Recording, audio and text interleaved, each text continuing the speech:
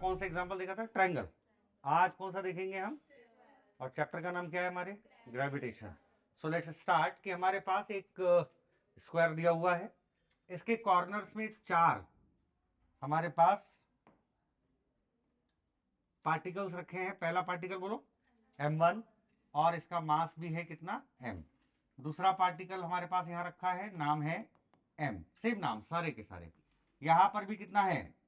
m3 equal to m, और यहां पर भी कितना है? m4 is equal to m। Question लिखेंगे, find out net gravitational force on m2। Net gravitational force on m2, बहुत बढ़िया। अगर आपको m2 पर नेट ग्रेविटेशनल फोर्स निकालना है तो बहुत इजीली आप पता कर सकते हैं। कैसे? तो आइए इसके लिए फिर से एक डायग्राम बनाता हूं मैं, और वहां पर शुरू करते हैं। ध्यान से सुनिएगा, बहुत बढ़िया है। सबसे पहली बात, यहां पर हम लोगों ने एक स्क्वायर ले लिया। आपको मालूम बेटा यहां पर क्या था? जल्दी बोलो। यहां पर था m1 इक्वल टू m, यहां पर भी m2 इक्वल टू m, यहां पर भी m3 is equal to m, यहां पर भी m4 is equal to m, और सारे के सारे जो साइड्स हैं वो हमें a दिए हुए हैं। बराबर है? डन। ठीक है, अब मुझे पता करना है कि m2 के ऊपर नेट ग्रेविटेशनल फोर्स कितना लगेगा। तो नेट का मतलब सबको ऐड करना है, टोटल करना है, बट वेक्टर एडिशन के लॉ के हिसाब से। क्यों? क्योंकि फोर्स हमारा वेक्टर क्वांटिटी होती है। बहुत इजीली निकालेंगे।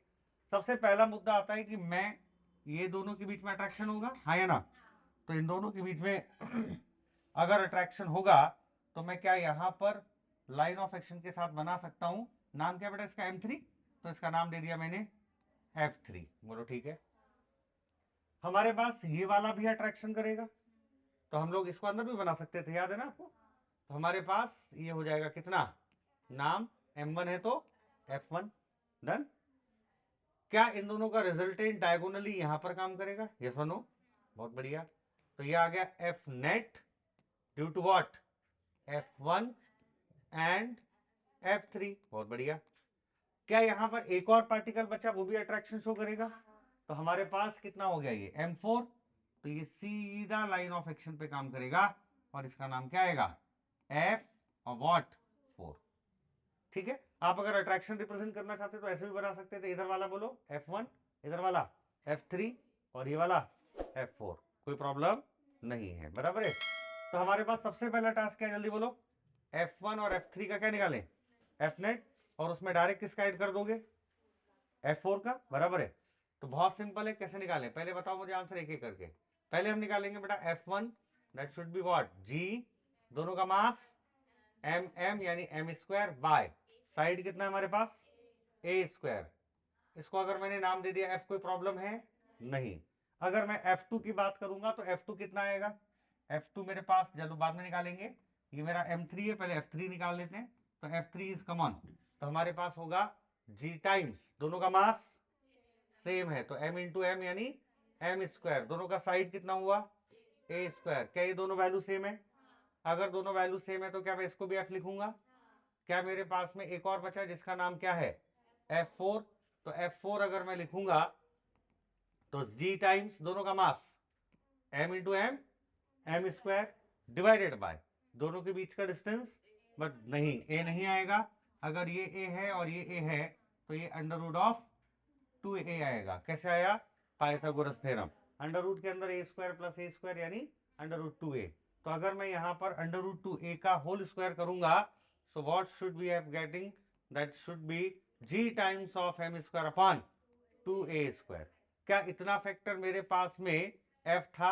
यहां से देखो, तो मैं क्या इसको 1/2f लिख सकता हूं? बढ़िया। तो हमारे पास क्या क्या मुद्दा बचा अभी? पहले एफ नेट निकालो और फिर फाइनल एफ नेट निकालो। तो एफ नेट किसके बीच का है? f1 और f3। और फाइनल एफ नेट किसके बीच में होगा? एफ नेट और प्लस f4। क्या इन दोनों का डायरेक्शन सेम है? तो इसमें केस 1 लगा देंगे। बराबर है? केस 1 मतलब जिनके डायरेक्शन सेम होते हैं उनको डायरेक्ट ऐड कर दो। बट इन दोनों के बीच में तो एंगल कितना दिख रहा है? Come on 90। तो क्या लगाना पड़ेगा? Parallelogram law. बहुत बढ़िया। तो यहां पर अगर मैंने थोड़ा सा देखा तो मैं इसको सॉल्व कर देता हूं, ध्यान से देखिए, मजा आएगा आपको। तो पहले एफ नेट निकालेंगे, एफ नेट निकाल दो भाई, कमॉन। अंडर रूट के अंदर बोलते जाओ, f1 square plus f3 square plus twice of f1 f3 cos of कितना, थीटा। और थीटा कितना हमारे पास 90 डिग्री। तो हम लोग लिख सकते हैं यहां पर दोनों का वैल्यू f है, तो क्या आएगा F square plus F square, और ये पूरा कॉस 90 की वजह से 0 हो गया, बराबर है। तो हमारे पास आ गया ये ट्वाइस ऑफ एफ स्क्वायर, यानी f बाहर अंडर रूट ऑफ कितना 2, बढ़िया, सही है क्या। अब मेरे पास में ये तो एफ नेट आ गया और ये एफ फोर, दोनों कैसे डायरेक्शन में है, सेम, तो डायरेक्ट ऐड हो जाएगा। तो फाइनली अगर मैं आपसे पूछूं कि फाइनल एफ नेट डैश, तो ये किसके बीच में, एफ नेट और F4, तो क्या ये दोनों का डायरेक्शन एक ही है, तो इसमें कोई पैरेललोग्राम लगाने की जरूरत, डायरेक्ट ऐड हो जाएगा। तो एफ नेट प्लस कितना F4, क्या दोनों की वैल्यू मेरे पास पता है, ये वाली भी वो वाली भी, तो क्या लिखूंगा मैं, जल्दी बोलो, f under root 2 plus f by 2, सही है क्या। तो क्या f कॉमन आ रहा है, तो क्या बचेगा रूट 2 प्लस 1/2। क्या f की वैल्यू मुझे पता है, कितनी लिखी है, G M square by A square bracket root 2 plus 1/2, that is our what answer. नहीं आया, कंफर्म, बढ़िया। तो इस तरीके से आप इसको सॉल्व कर सकते हैं। ये सारे क्वेश्चन सुपर पोजिशन के एग्जाम्पल हैं और बड़े प्यारे एग्जाम्पल हैं जिसमें आपको आना चाहिए, बराबर है। तो एक बार रिपीट करते हैं क्या क्या किया हम लोगों ने। सबसे पहला काम क्या किया हमने, M1 M2 M3 M4 लिया, M2 पर निकालना था, M2 पर निकालना था तो इसकी वजह से F3, इसकी वजह से F1, इसका नाम M4 है तो इसकी वजह से F4। ये दोनों का वैल्यू निकाला जनरली ग्रेविटेशन फॉर्मूले से, फिर एफ नेट निकाला, बराबर है। और एफ नेट निकालने के बाद F4 एफ नेट एक ही डायरेक्शन में, तो उनको डायरेक्ट ऐड कर दिया and then you are getting answer, बराबर है। बहुत ही प्यारा और बहुत ही अच्छा क्वेश्चन था ये, समझ में आया ना, बढ़िया। एक और क्वेश्चन लेते हैं, बहुत ही प्यारा, थोड़ा सा ट्रैक चेंज करते हैं। क्वेश्चन में क्या लिखा है देखिए ध्यान से, कि फाइंड आउट नेट यानी total net gravitational force between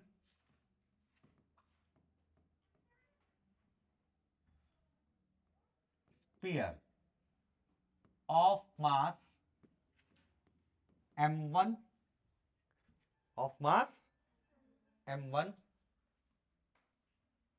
of mass m1 and uniform rod of length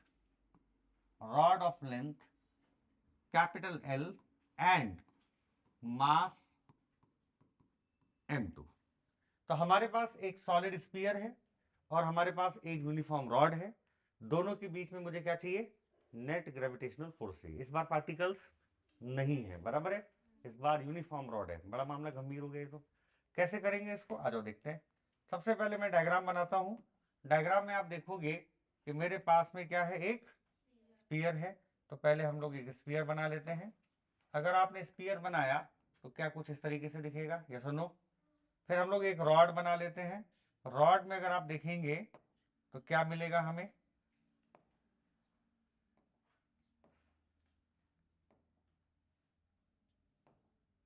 rod में देखते हैं, रॉड किससे बना लेंगे, इसी से बना लेंगे, है ना। तो रॉड अगर बनाएंगे आप तो क्या होगा, देखो देखिए, ये कुछ इस तरीके का अरेंजमेंट है, बराबर है। हमारे पास में ये जो आपको दिख रहा है सॉलिड स्फीयर, इसका मास मैंने रिप्रेजेंट किया कितना, m1। आपको मालूम है कि सेंटर ऑफ मास स्फीयर का बिल्कुल सेंटर में होता है, तो ये एज ए पार्टिकल जैसा बिहेव करेगा, यानी इस गोले को हटा दो तो भी कोई प्रॉब्लम नहीं, यहाँ पे मास m1 रखा है, बराबर है। हमारे पास इस रॉड की जो लेंथ हमें दी है वो कितनी है, कैपिटल ऑफ व्हाट, एल। आया हुआ क्वेश्चन है जेई में। हमारे पास में इसने पूछा है कि मान लीजिए अगर स्फीयर का सेंटर और रॉड के बीच की जो दूरी है वो स्मॉल r है, कोई प्रॉब्लम नहीं है। हमें पूछा है अब कि इन दोनों के बीच का ग्रेविटेशनल फोर्स निकालो। आपको लग रहा होगा कि सर रॉड का मास m ले लो सेंटर पे, है ना, ये m1 है तो g times m1 m2 divided by r plus l/2 का होल स्क्वायर, ऐसे लगेगा ना। बट ये गलत हो गया। पूछो क्यों गलत? इसलिए क्योंकि रॉड का जो इतना पार्ट होगा, है ना, इतना पार्ट, उसकी दूरी इस सेंटर से इतनी होगी तो उसकी वजह से ग्रेविटेशनल फोर्स अलग आएगा। लेकिन जो इतना टुकड़ा है रॉड का, ये वाला, इसकी दूरी इस वाले सेंटर से दूर होगा, तो इसका मतलब इतना पार्ट ऑफ मास रॉड का अलग ग्रेविटेशन लगाएगा। नहीं समझे? तो फिर आप ऐसा कंसीडर कर ही नहीं सकते कि रॉड का सेंटर ले लो, इसका सेंटर ले लो, सॉल्व कर लो, बराबर है। ये तो यूनिफॉर्म बॉडी है ना, इतना टुकड़ा अलग लोकेशन पे है और इतना टुकड़ा अलग लोकेशन पर है, बराबर है। इन दोनों की दूरी अलग अलग है, कहां से? इस सेंटर से। और फॉर्मूला क्या है? g times m1 m2 upon, तो हर हर हर छोटे छोटे टुकड़े का dm का जो फोर्स है वो इसकी वजह से अलग अलग आएगा ना। ऐसे अगर लाखों टुकड़े हैं तो लाखों फोर्स हो गए, कैसे कैलकुलेट करेंगे आप? तो इसको हम वैसे ही सॉल्व करेंगे जैसे यूनिफॉर्म बॉडीज के साथ डील करते हैं, बहुत आसान है। हमने क्या किया, इसको रेफरेंस ले लिया, यस और नो, और इस रेफरेंस से मैंने x दूरी पे जाके, बराबर है, x दूरी पे जाके इसका एक छोटा सा एलिमेंट ले लिया, डन।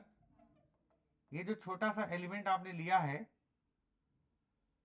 इसका मास हम ले लेंगे कितना, कम ऑन, dm। अरे हाँ या ना, बढ़िया। और ये जो छोटा सा मास dm लिया है, इसका विड्थ ले लेंगे कितना, dx। और आपको ये मालूम होना चाहिए कि हमारे पास कोई रेफरेंस पॉइंट चाहिए ना, तो मेरे पास रेफरेंस क्या है, ये वाला पॉइंट, यानी यहां से लेके यहां तक।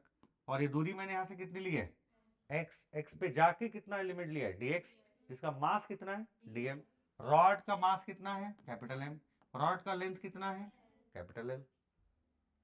डन ना, बढ़िया, मजा आ गया। अब मुद्दे की बात ऐसी है कि अब मैं क्या करूं, क्या ये एक पार्टिकल जैसा बिहेव करेगा?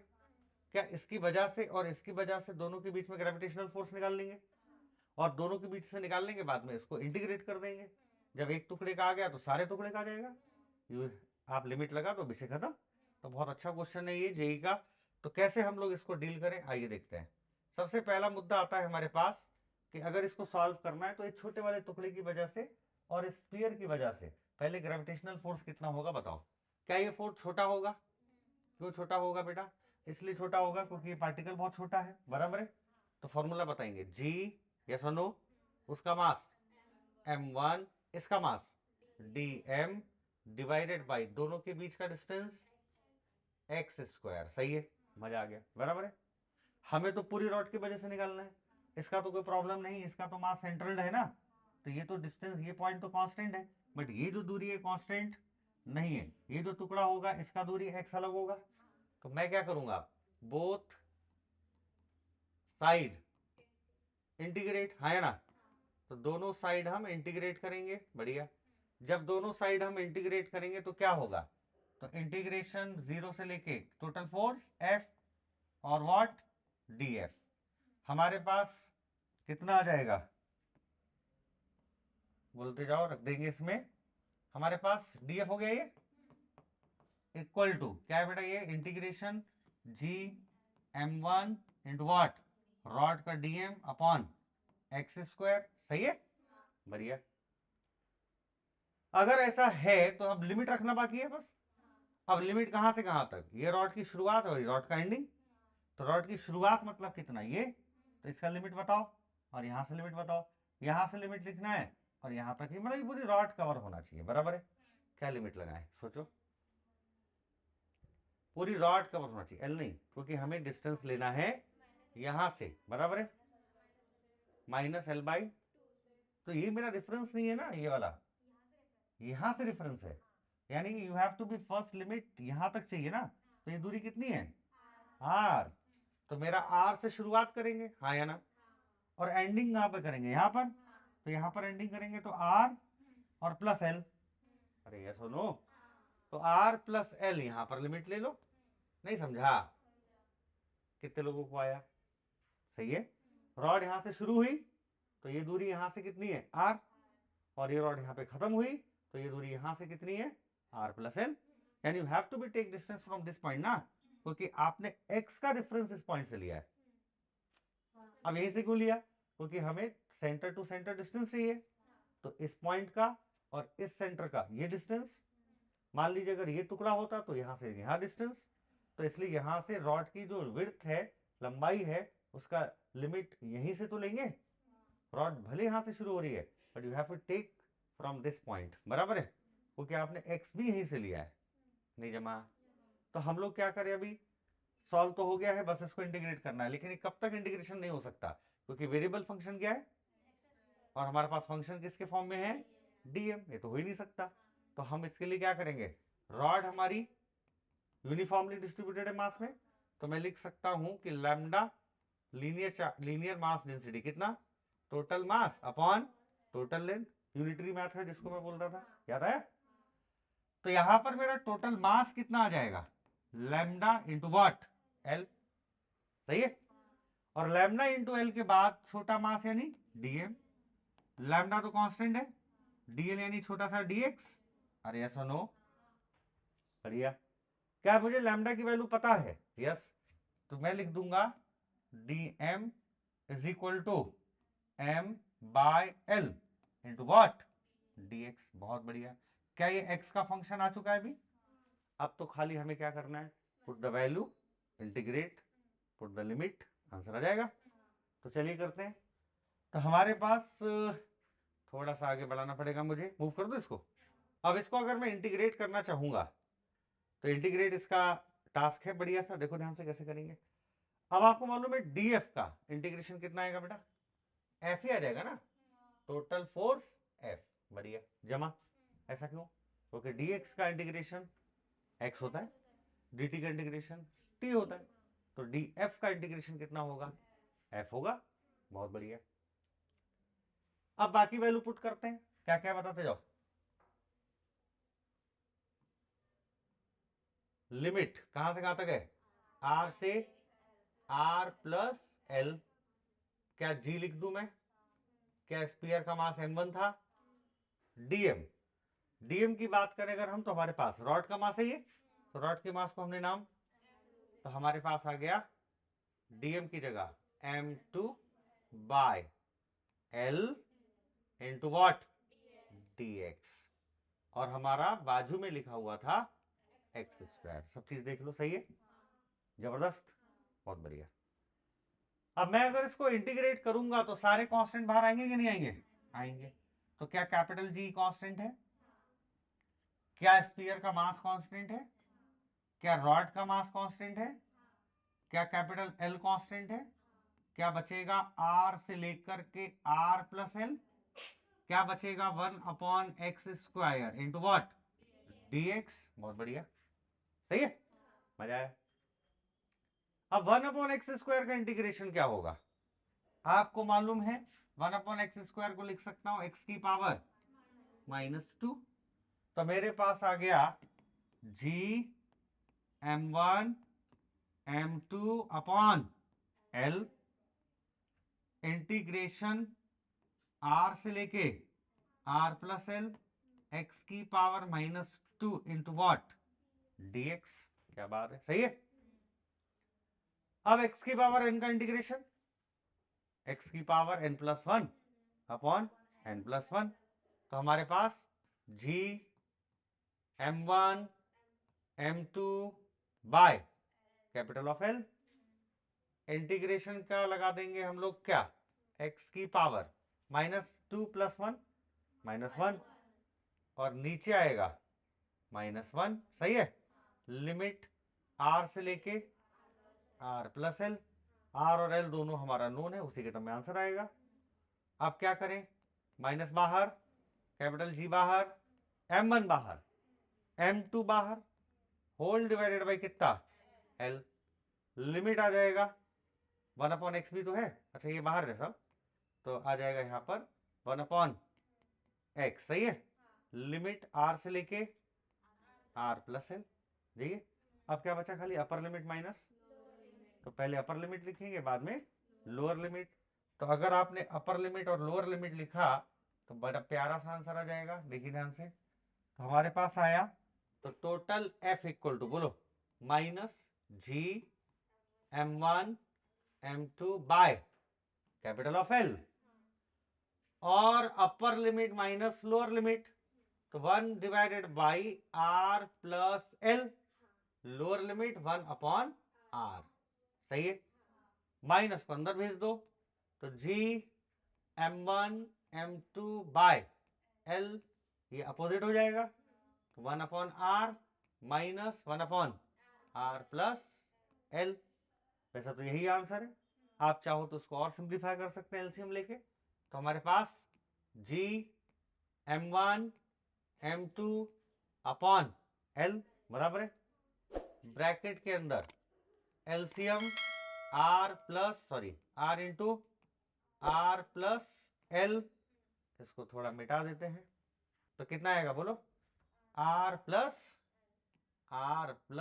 L, और यहां क्रॉस हो जाएगा R plus L minus R से R कैंसिल, अब ये L से भी L कैंसिल, तो G times M1 M2 by R bracket R plus L, और यही क्या होगा आंसर। कितने लोगों को समझा, रेज योर हैंड, समझे क्या। तो ऐसा यूनिफॉर्म बॉडीज के साथ हम डील करते हैं, बराबर है। तो बहुत ही सुंदर, प्यारा और अच्छा क्वेश्चन था, इंपॉर्टेंट था। एक बार और समझाऊं क्या गया। चलिए शुरुआत से चलते हैं एक बार और, तो मूव पे जाते हैं। तो ये क्वेश्चन हमारा शुरू हुआ है, ठीक है। क्वेश्चन में क्या था, एक हमारे पास स्पीयर था, और स्पीयर का मास हमने कितना लिया है m1, यूनिफॉर्म है, तो इसका सेंटर ऑफ मास पर ही मास काम करेगा m1, it behave like a particle. तो इतना बड़ा गोला बनाने की भी जरूरत नहीं है, खुद ही बोला है कि r डिस्टेंस पे जाके एक रॉड रखी, वो भी यूनिफॉर्म है, इस यूनिफॉर्म रॉड का मास m है, लेंथ l है, ये यूनिफॉर्म रॉड है। यूनिफॉर्म का मतलब हर जगह मास डिस्ट्रीब्यूशन सेम होगा, हर जगह डेंसिटी लीनियर कैसे होगी, सेम होगी। जब हमारे पास 1D बॉडी होती है तो लैम्डा लेते हैं, 2D होती है तो सिग्मा लेते हैं, और 3D होती है तो रो लेते हैं, वॉल्यूम वाला, बराबर है। तो हमारे पास ये 1D बॉडी है रॉड, इसलिए हमने यहाँ पर लैम्डा ले लिया। लैम्डा होता है मास अपॉन लेंथ, तो मास हो जाएगा लैम्डा इंटू एल, तो डीएम हो जाएगा लैम्डा इंटू डीएक्स। हमारे पास हमने क्या किया, ये जो डिफरेंस पॉइंट है ये वाला, इससे हमने x दूरी पे जाके छोटा सा एलिमेंट लिया, क्या नाम था, dx। अब मैं नहीं मालूम मुझे रॉड के बीच में और इसके बीच में, लेकिन ये पार्टिकल और ये पार्टिकल के बीच में तो निकाल सकता हूं ना। इसमें क्या क्या लगेगा, g times m1 dm into इन दोनों के बीच का दूरी, सेंटर टू सेंटर, तो कितना हो गया इंटू x। तो इसलिए मैंने यहां पे लिखा था, क्या लिखा था, g m1 स्पीयर का, रॉड का छोटा सा टुकड़ा dm, ये पार्टिकल जैसे बिहेव कर रहा है, इंटॉन एक्स स्क्वायर। मुझे पूरी रॉड कवर करनी है क्योंकि पूरी रॉड उसको अट्रैक्ट करेगी, बराबर है। तो हम क्या लिखेंगे, इंटीग्रेट करेंगे 0 से f, और ये r से r प्लस एल, ये इंपॉर्टेंट है। r से मतलब रॉड यहां से शुरू हुई यहां पे खत्म हुई, बराबर है। तो यहां से शुरू हुई मतलब लोअर लिमिट r, यहां खत्म हुई मतलब यहां से लेके यहां तक की दूरी r प्लस एल। तो हमारे पास लिमिट आ गया r से लेके r प्लस एल, बराबर है। हमारे पास g हो गया, m1 हो गया, dm हो गया, एक्स स्क्वायर। जितने कांस्टेंट है उनको हमने क्या किया, फिर बाहर निकाला, और जब बाहर हमने निकाला तो फिर देखते हैं हमारे पास क्या मिला। जब मैंने इनको बाहर निकाला तो बहुत अच्छे से मुझे दिख रहा है, कहां पर, ये रहा, जी बाहर, m1 बाहर, m2 बाहर, लेकिन मैंने डीएम को रिप्लेस करने के बाद ये लिखा 1 अपॉन एक्स स्क्वायर को ऊपर ले गए तो एक्स की पावर -2, और एक्स की पावर -2 का अगर आप इंटीग्रेट करेंगे तो -1 अपॉन -1। ऐसा क्यों आया, क्योंकि हमारे पास फॉर्मूला होता है इंटीग्रेशन एक्स की power n d x is equal to x की power n plus 1 upon n plus 1। तो बेटा -2 प्लस 1 और -2 प्लस 1 -1 -1 बचेगा। लिमिट कितना दिया है, r से लेके r प्लस एल।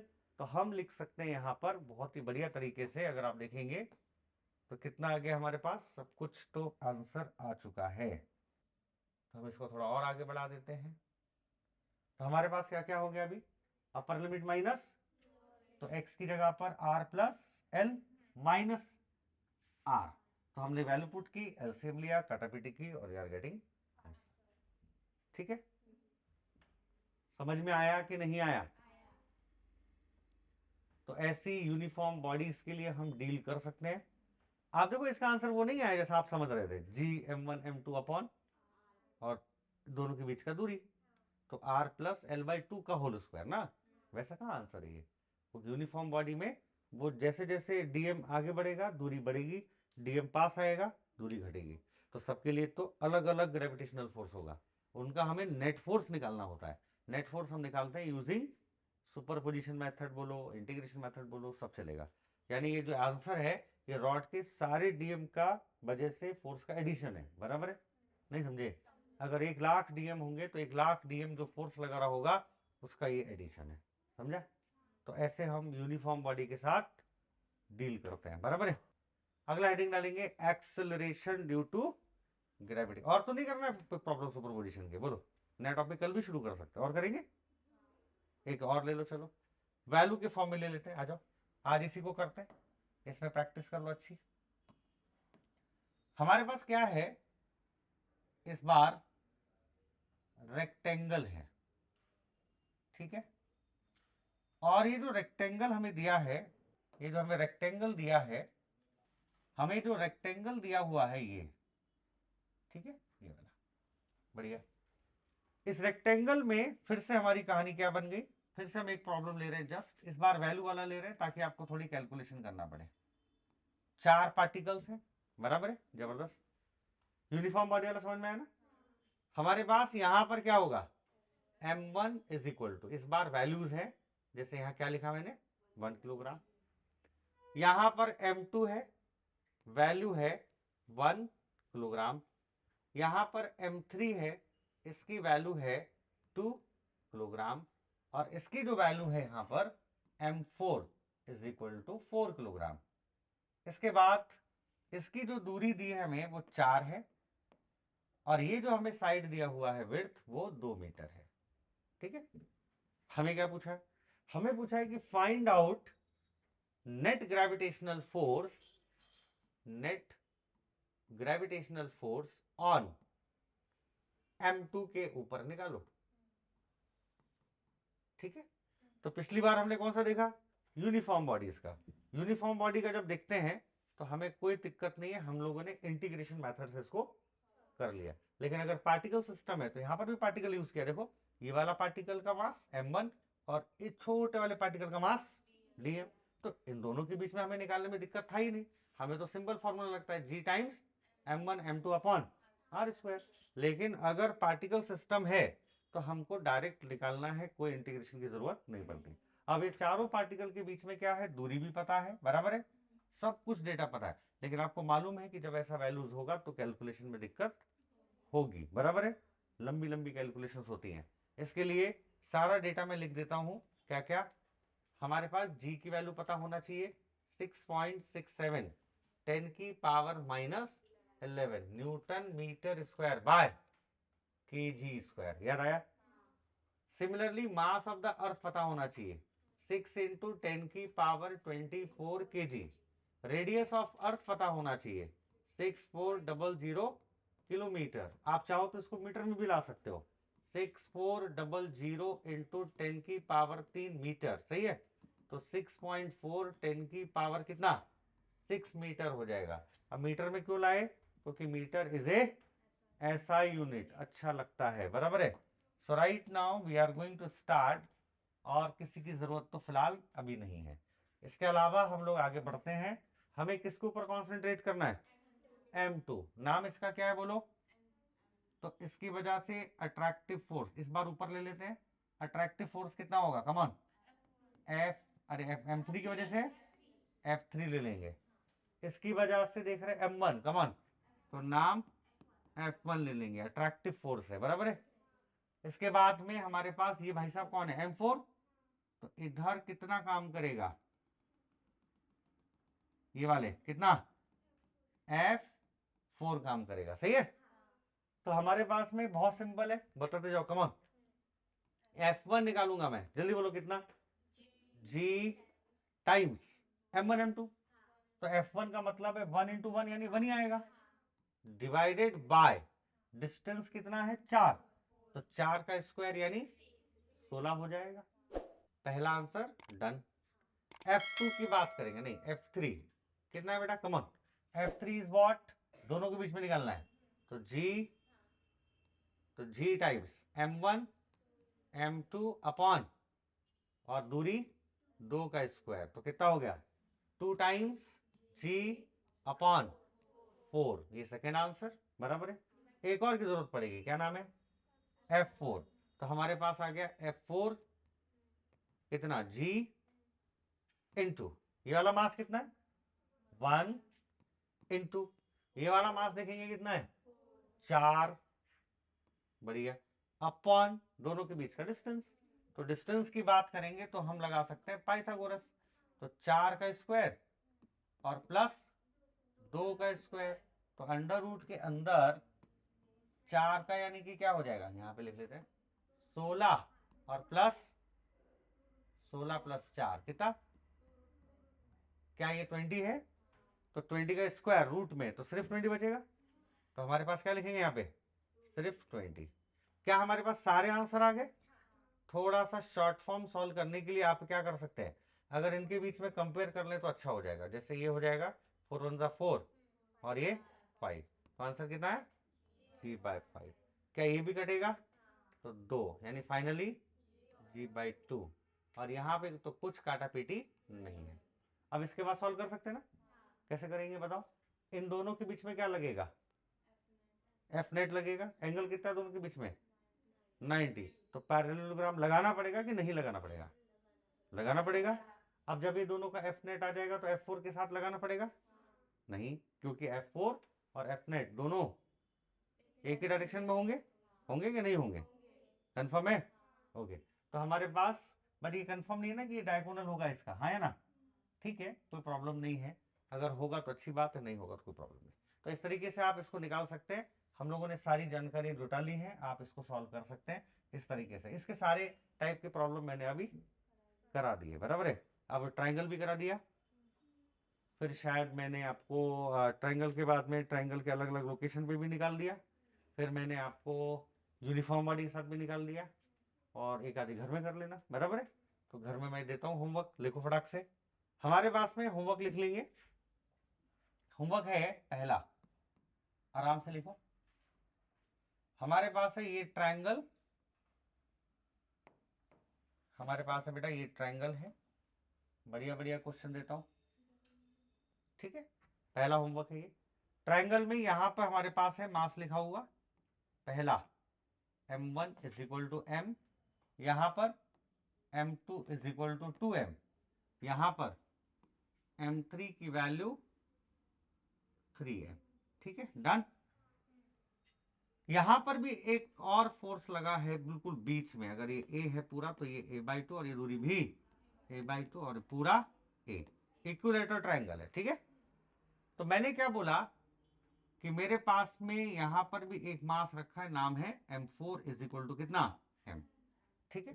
थोड़ा सा टफ क्वेश्चन हो गया है, बट बना के तो लाना पड़ेगा। इसको थोड़ा आसान कर दोगे, आसान कर देते हैं। अगर मैं इसको थोड़ा m लिख देता हूं, है ना, आइए, इसको मैंने क्या लिखा m, तो m 2m और m, अब थोड़ा इजी हो गया, बराबर है। हमारे पास में अभी निकालना क्या है इसमें, फाइंड आउट फोर्स नेट किसके ऊपर, on m4 as shown in the figure. ये आपके लिए होमवर्क है, अरे बोलो हाँ है ना, निकाल लेंगे। तीनों साइड कैसी है, सेम है, बराबर है। अगला क्वेश्चन है, अगला क्वेश्चन है कि ये मेरे पास एक स्क्वायर है, और बेटा अगर ये स्क्वायर है तो क्या, अब यहां पर ये स्क्वायर बना देता हूं मैं, अरे अरे अंडू अंडू चलो, हमारे पास पहला क्या था, ये ट्रायंगल ले लो, अरे भैया ये रहा। यहाँ पे क्या क्या था, ये वाला m, यहाँ पर 2m, यहाँ पर m, और इसी के ऊपर आपको नेट फोर्स निकालना था, सही है ना। और कुछ कहीं पे और कुछ था, कुछ नहीं ना, हाँ? अच्छा यहाँ पे, और ये m4 कितना था इसका m, और ये दूरी a/2 और ये दूरी b और टोटल दूरी a। सही है। हमारे पास अगला क्वेश्चन था कि इसमें आपको किसके ऊपर नेट फोर्स निकालना है, M4 पर। इसके बाद एक और क्वेश्चन मैंने बोला, एक ले लेते हैं, रेक्टेंगल ले लेते हैं, ठीक है ना, रेक्टेंगल नहीं स्क्वायर लेते हैं, दिख रहा है स्क्वायर। और यहां पर मैंने मासेस ले लिए, पहला m, यहां पर m2m, यहां पर 4m, यहां पर 16m, ठीक है ना, चलेगा। तो आपको बताना है अगर इसका नाम दे दूं मैं m1, तो फोर्स नेट आपको निकालना है m1 पे। कल इसके बाद में हम नया टॉपिक शुरू करेंगे, इसका सेकंड टॉपिक। अभी सिर्फ हमने पहला ही टॉपिक पढ़ा है, क्या नाम था, ग्रेविटेशनल फोर्स, न्यूटन साहब का, कितना, G times m1 m2 upon r square. इसमें हमें दो पार्टिकल के मास और दोनों के बीच का दूरी चाहिए रहता था, तो हमने सारा केस लिख लिया। अब हमारे पास अगला आएगा कल के लेक्चर के लिए एक्सेलरेशन, बड़ा चैप्टर रोटेशन जैसा ही है, एक्सेलरेशन ड्यू टू ग्रेविटी। और acceleration due to gravity is represented by, तो इसके बारे में कल से डिस्कशन शुरू होगा। ये दो क्वेश्चन आप घर में कर लेंगे तो कॉन्फिडेंस आ जाएगा, अभी भी कर सकते हैं, आप लिख लीजिए। यहीं पर आज स्टॉप करते हैं और कल से हम एक्सेलरेशन ड्यू टू ग्रेविटी पढ़ेंगे। तो अभी तक हमने क्या क्या पढ़ा, सिर्फ एक सिंपल फॉर्मूला और उसके थोड़े प्रॉब्लम्स, लेकिन हमें यहाँ पर वेक्टर का यूज कैसे करना है समझ में आया। कैसे यूज करना है वेक्टर का, अगर दोनों फोर्स सेम डायरेक्शन में तो डायरेक्ट उठा के, अगर अपोजिट डायरेक्शन में तो उठा के माइनस कर दो। फिलहाल यहाँ से नौबत नहीं आई है क्योंकि ये हमेशा अट्रैक्टिव फोर्स होता है, बराबर है। आगे जाकर के अगर ऐसे कोई कॉन्सेप्ट आया लेकिन जिसमें रिपल्सन भी होगा तो वहां माइनस भी करना पड़ेगा। दूसरी बात ऐसी है कि यहाँ पे अगर एंगल बन रहा है तो सुपरपोजिशन लगा देंगे, पैरेललोग्राम लॉ, बराबर है। ट्रायंगल लॉ था, पैरेललोग्राम था, हम ज्यादा प्रेफर कौन सा करते हैं, पैरेललोग्राम, एक ही है दोनों। उसके बाद में फिर हमने पार्टिकल वाले भी सॉल्व किए, यूनिफॉर्म बॉडी वाला भी सॉल्व किया, इंटीग्रेशन भी लगाया, सिंपल फॉर्मूले से भी सॉल्व किया, बराबर है। तो कल हम देखेंगे एक्सेलरेशन ड्यू टू ग्रेविटी। अभी के लिए आपके पास दो प्रॉब्लम है, पहला ये और दूसरा ये। Thank you.